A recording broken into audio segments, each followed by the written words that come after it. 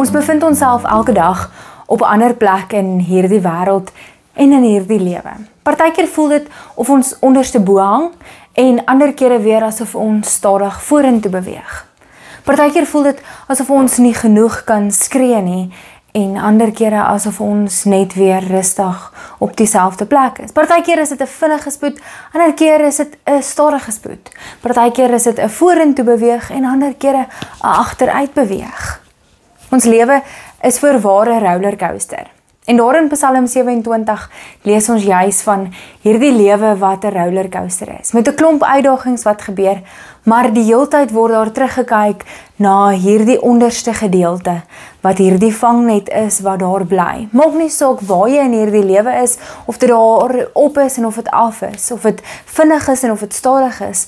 Maak nie saak waar jy jouself bevind op hierdie rollercoaster met sy uitdagings nie, daaronder is daar een absolute sekerheid.